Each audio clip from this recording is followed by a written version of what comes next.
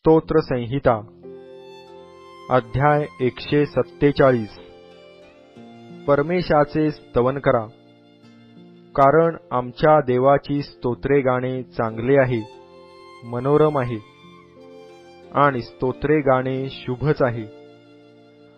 परमेश्वर यरुशलेम पुन्हा बांधून वसवितो, इस्रायलातील पांगलेल्यांना तो एकत्र करीतो.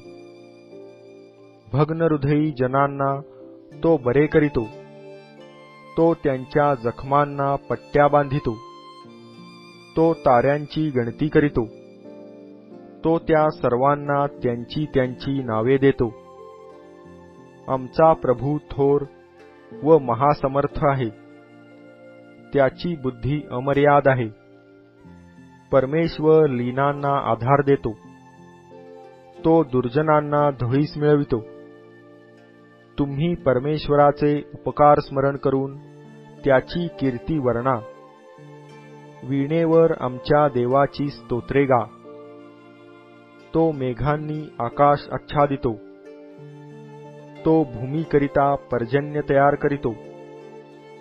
डोंगरांवर गवत रुजवितो, तो पशूंना व कावळ्यांच्या कावकाव करणाऱ्या पिलांना त्यांचे अन्न देतो. तो घोड्याच्या बलाने आनंदित होत नाही, मनुष्याच्या पायांनी संतोष पावत नाही. जे परमेश्वराचे भय धरितात, जे त्याच्या दयेची प्रतीक्षा करीतात, त्यांच्यावर तो संतुष्ट होतो. हे यरुशलेमे, परमेश्वराचे गौरव कर.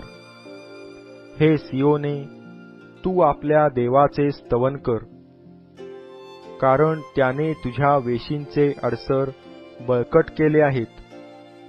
त्याने तुझ्या ठायी तुझ्या मुलांना आशीर्वाद दिला आहे. तो तुझ्या सीमांच्या आत शांतता पसरितो, उत्कृष्ट गव्हाने तुला तृप्त करीतो. तो आपली आज्ञा पृथ्वीवर पाठवितो, त्याचा शब्द फार वेगाने धावतो.